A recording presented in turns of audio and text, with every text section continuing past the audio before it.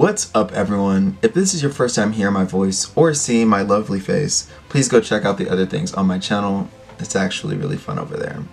But today we are talking about Metropolis, a 2001 film. It has had multiple adaptations, and currently the one that we'll be talking about today is an anime adaptation that I watched maybe like 3 or 4 years ago, and I fell in love with the entire concept and what it was talking about. And we'll just be psychoanalyzing kind of just some of the aspects of it, the characters, and overall other films that kind of attach to it. So yeah, so let's just hop into it. What Metropolis 2001 film teaches us about connection, identity, and the meaning of color. Some things I want you to think about while you're listening to my voice right now is, who are the main characters and what do they represent within the story? Film is such an amazing experience to watch, create, and direct, especially genres you come to love and adore since you were a child. The interesting thing about cinema is that you're able to create shorts, animations, trilogies, or movies, with each having their own merit of expertise. Franchises like the movie Alien hold a cultural relevance of the late 70s and 80s, within its visual effects mainly being prosthetics. Directed by the infamous creator Ridley Scott and the art by H.R. Giger, to the xenomorphs, to the carefully crafted ship, to the eerie atmosphere, all stitched together a work of art. After this entry, the audience should be able to understand the power of film, why color is such an important component to storytelling, and finally, the importance of defining your main character within the narrative.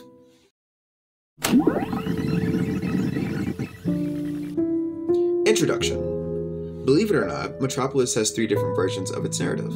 The common thread among all of them is the economic, ecological, and technological progress. The era that is most reflected in these is the 1950s. This allows it to be its own unique thing in animated cinema. The first version of Metropolis was made and created by Fritz Lang in 1927, which was a long-ass time ago. The second one was made by Osamu Tezuka, which I had mentioned earlier, and the last edition was made and revitalized and reimagined by Rentaro based on the work of Osamu Tezuka back in 2001.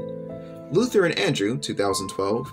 Nevertheless, this cinematic imagining of the future conditions of life continues to resonate strongly as the film keeps attracting spectators and critical attention, thereby offering us a significant opportunity to analyze the ideological foundations upon which we have constructed our notions of human society, including our approaches to ecology.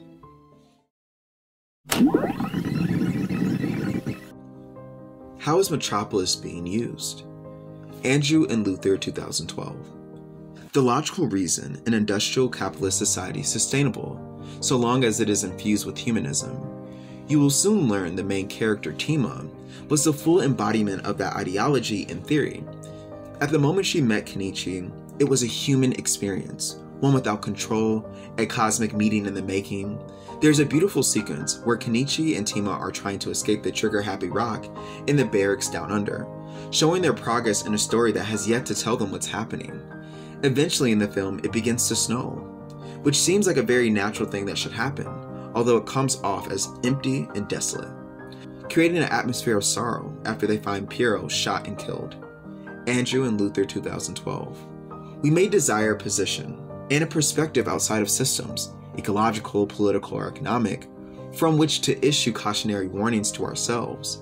But somehow the formal composition of such cautionary narratives undermines and thereby makes visible the impossibilities of this desire.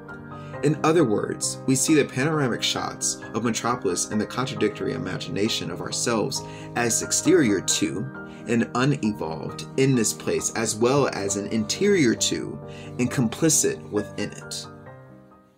And just to break this conversation down just a little bit further, they're mainly talking about the idea of film, or I should say certain franchises throughout history, constantly gaining relevancy in multiple different ways or sectors within our entertainment industry. And Metropolis is clearly an example of a film that has something to tell and has something to show. And I believe that since it was placed in the 1950s, how futurism was almost foiled over this concept of machinery. It shows us where we could be at, but at what cost. we could have these things, but at what cost? Because within the film, if you ever watch it, the sky is completely polluted and you really can't see past anything.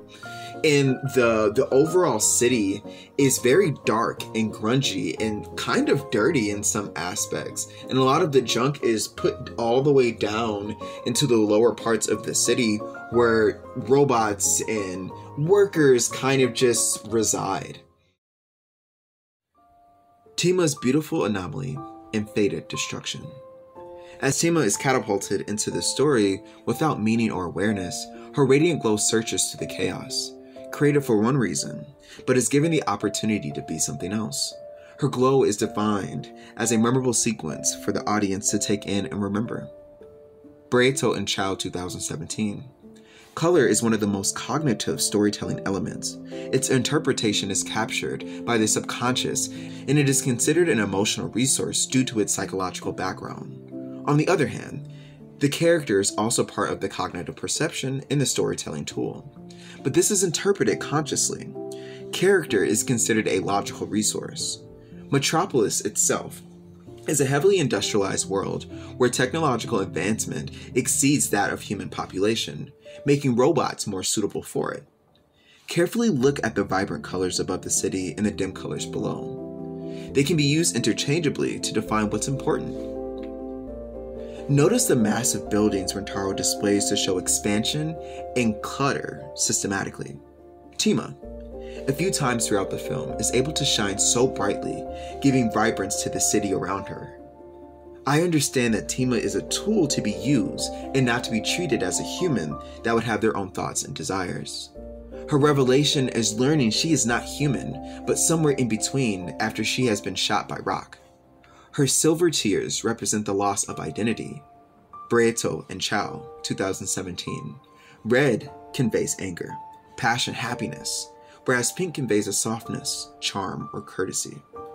Moreover, in the world of animation, the color is usually used to emphasize certain objects or people in order to convey stronger feelings to the viewer.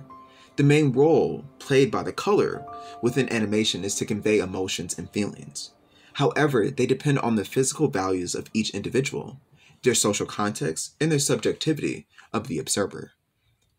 Joseph Albert, 8. As Kenichi attempts to grab onto the rageful Tima, hanging for her life, he tells her to grab his hand. This specific scene takes place over the explosive city of Metropolis, with its red and orange hues.